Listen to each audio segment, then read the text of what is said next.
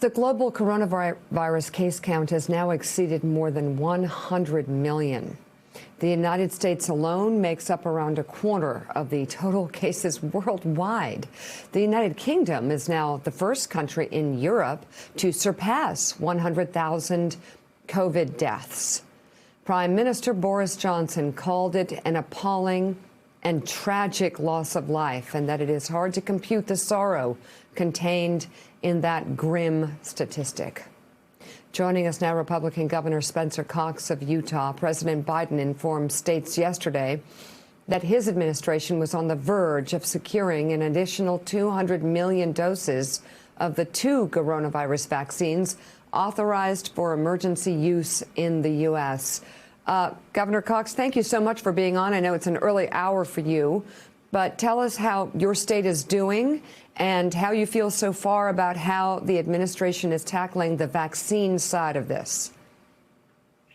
Well, our state is doing much better. When I became governor 3 weeks ago, we were, I think, about 36th in the nation for doses delivered. We made some changes that were very important at that point, requiring every agency that was giving vaccines to do so within a week of receiving those vaccines, and then expanding the population that was eligible for those vaccines. And I think we're about 9th now for doses used. So we're certainly trending in the right direction. We ran out of doses last week, which is good news and bad news, obviously, that we need more. We'll run out very early this week because of the procedures that we put in place. The announcements by the administration yesterday and over the past couple of days were very welcome news. There's a couple things that are important there. One is better insight into the manufacturing process so that we can plan for additional doses down the road. Instead of just learning 1 week at a time, they're giving us a 3-week window, which is a huge improvement.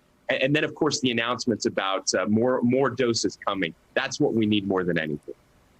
Yeah. How many people are you able to vaccinate now?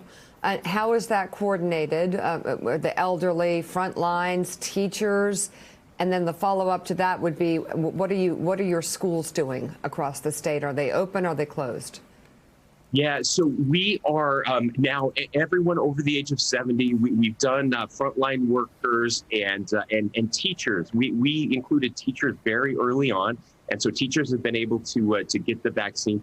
We did 75,000 vaccinations last week, but we only received 33,000 vaccinations a week. So we chewed through that backlog that had been building up, and again used every dose. So we need to receive 75 to 100,000 doses a week to get to head in the direction where we're going. But right now, unfortunately, we can only get 33,000. That's our share.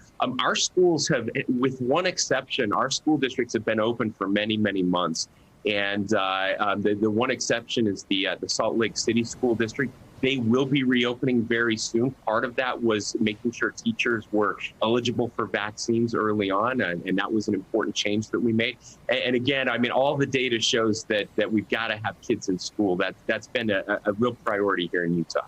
And as a matter of fact, the CDC said that yesterday, that schools should be open with masking and with social distancing as well. Governor, good morning. It's Willie Geist. It's good to see you. I think what we're hearing from you is what we've heard from governors across the country as they come on this show, is that they're set up and ready to give out these vaccines. They just can't get the supply they need. So could you lay out, because I think it's reflective of what's happening in most states, how the process works? So you got yourself ready, and what's not happening on the other end? Well, you're right. And I got to give a shout out to my fellow governors, because everyone's pretty much in the same situation. And they're all doing a tremendous job.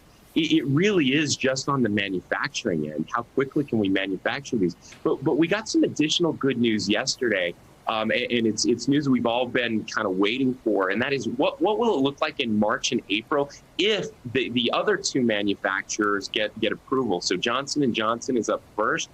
We think in the next couple of weeks that approval could be coming, maybe mid-February, end of February at the latest. And if that happens, again, it's a single dose, which is even better. That's a huge surplus that will be coming. And then AstraZeneca following that. And what we're being told is, if those happen on time and everything goes as planned, we could double or triple the number of doses that we're seeing by April.